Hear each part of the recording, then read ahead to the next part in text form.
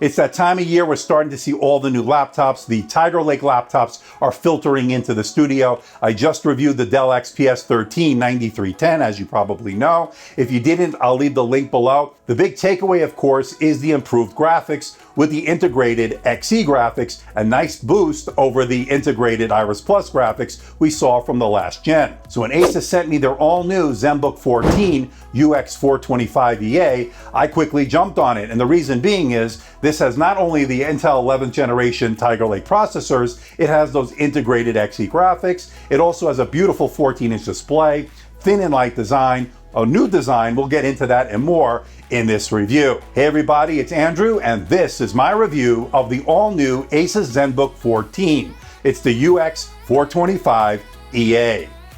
Coming up.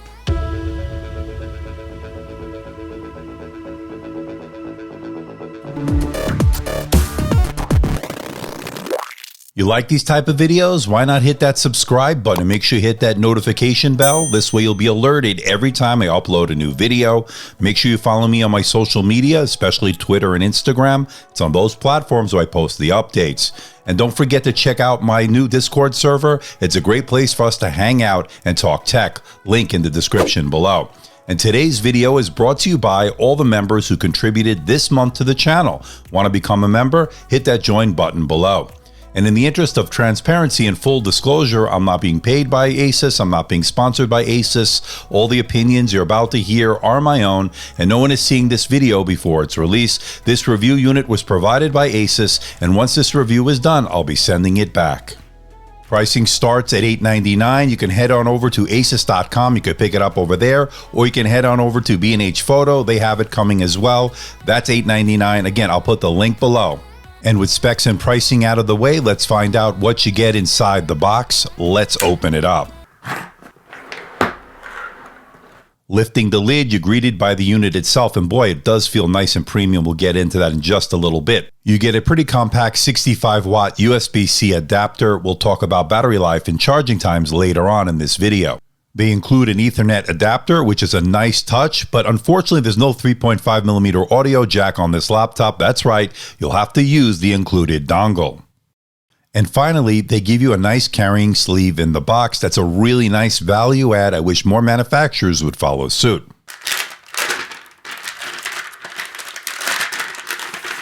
The first thing you're going to notice holding it, very premium, very high-end, all-metal design with that pine gray finish. Very sleek and modern. I really like the design. But one thing of note, it does attract fingerprints quite easily. You will be wiping it down quite a bit. Okay, let's check out the port selection. We'll start off on the left side where you get one HDMI port, which I like to see, two Thunderbolt 4 ports that do data, charge, and display out. Now, the Thunderbolt 4 port can support up to two 4K monitors or one 8K monitor. Moving over to the right side, you get a micro SD card reader for storage expansion, and the cards sit flush, which I like to see, and a USB-A port. That's a welcome addition as well. But one thing missing that you're going to notice right off the bat, no 3.5mm audio jack. That's right, you're going to have to use the included dongle. Now for me personally, that's not a huge deal because I've pretty much moved to Bluetooth headphones. Now to get inside this laptop, you're going to need to remove the T5 Torx screws, and keep in mind there are two additional screws hidden beneath the rear rubber footing. Now once inside, you'll notice a single fan for cooling and the 67 watt-hour battery. We'll get into battery life and charging times a little bit later, but the only thing that is user upgradable is the SSD. The RAM is soldered in as well as the Wi-Fi card. Okay, let's talk about the display. One of my favorite parts of this laptop. It's a really nice display with very thin side bezels, a very thin top bezel, and it also has a full HD resolution. That means you're getting a resolution of 1920 by 1080. That's a 16:9 aspect ratio, which of course, as you know, is great for watching media such as Netflix, Amazon, and YouTube. Not the best for productivity. That would go to 16:10 aspect ratio or to 3:2 aspect ratio, as we saw with something like the Surface laptop.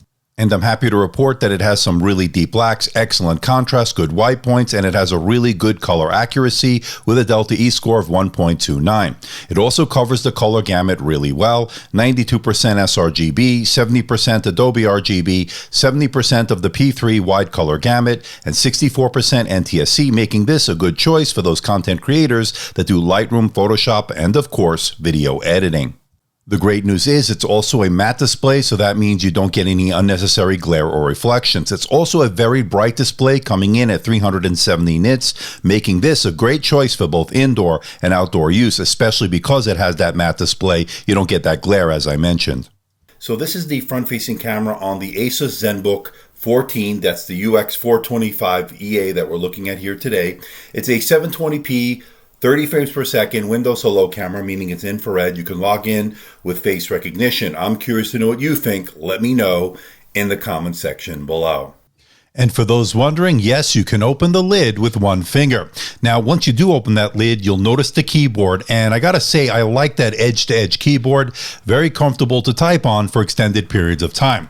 Now, speaking of the typing, it's really good in terms of the tactile feedback, good key travel, and it doesn't feel like your fingers are gonna bottom out. I think they did a really nice job when it comes to this keyboard. Now, the keyboard also has a multi-stage backlight. That allows you to get work done in a dark room or a dimly lit environment. And I also love the fact that this has the ergo lift hinge, giving you a raised typing angle. It also gives you better airflow. This is included once again on this laptop. Asus does a really good job with these hinges.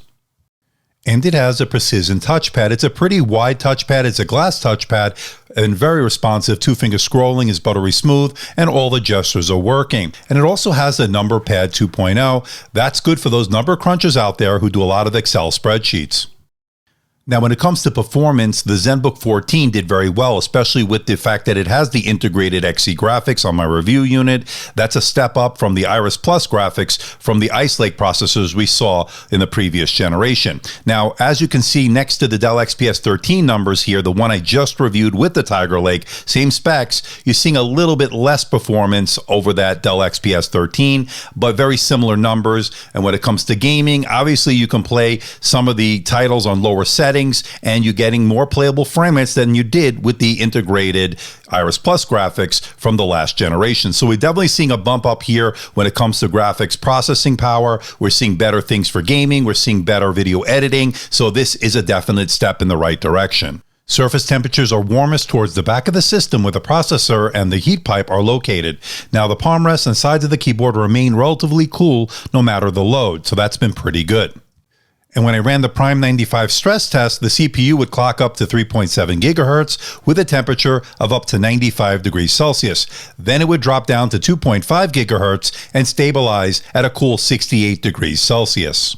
I definitely would have preferred longer lasting sustained clocks that performance users can appreciate, but overall temperatures never got really out of hand.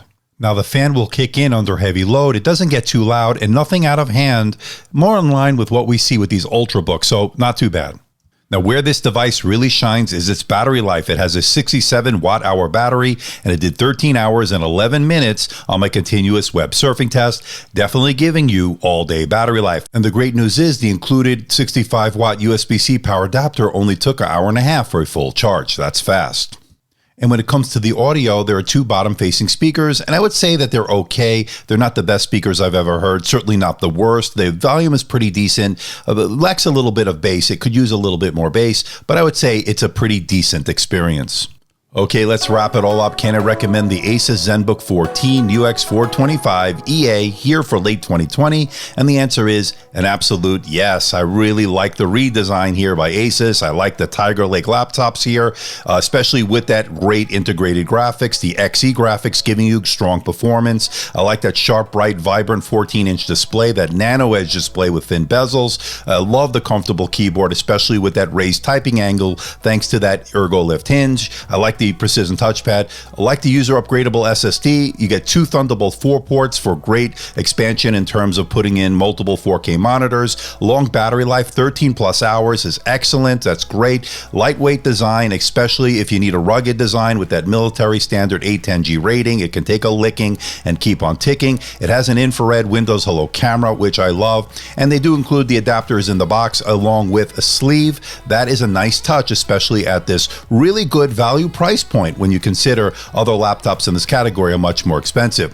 Now, the negatives here, no RAM or wireless LAN upgradability by the user. Those are all soldered into the motherboard, although you get good performance out of both. No 3.5mm audio jack is a big no-no here in my book, especially for 2020. No fingerprint reader, no adaptive sync, and a noticeable fan noise when it does come under heavy load. But none of these are any deal breakers by any sense, ladies and gentlemen. This is an excellent laptop. I can highly recommend the Asus ZenBook 14 UX425EA. It's definitely worth your money.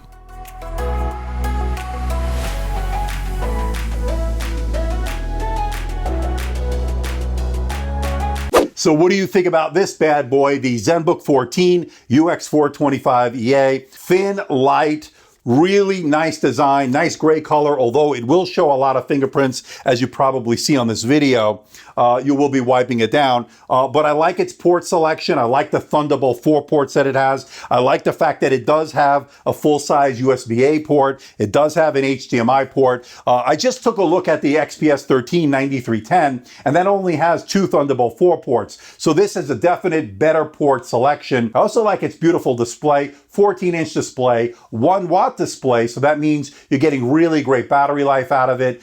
Really bright display as well. Really nice. Not a touch display, but very nice nonetheless. It's a full HD resolution, and I really like it. Now, it does have a 16:9 aspect ratio, whereas the XPS 13 that we just took a look at has a 16:10, which I actually prefer 16:10. But 16:9, of course, great for watching Netflix, YouTube, Amazon, and the like. Now, battery life, as I mentioned, is improved on this device thanks to that 1-watt display, thanks to a more efficient Tiger Lake processor.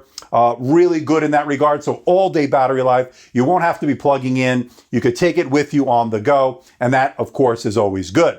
Price is right with this as well. I showed you the pricing. I really, really like this laptop. I like the comfortable keyboard, the glass touchpad. Everything really falls into place with this. Really nice build quality. Thin and very light as well. Nothing to really complain about here, but I'm curious to know what you think. Let me know in the comment section below. So please hit the like button, please subscribe, please share this video. Don't forget to leave a comment in that comment section below. Let me know how I'm doing. Let me know if there's a device or something out there you think I should review. I'll do my best to try to make that happen. Don't forget to check me out on Facebook, Twitter, Instagram, and of course my website, amdtechreviews.com. So until next time, this is Andrew from AMD Tech. See ya.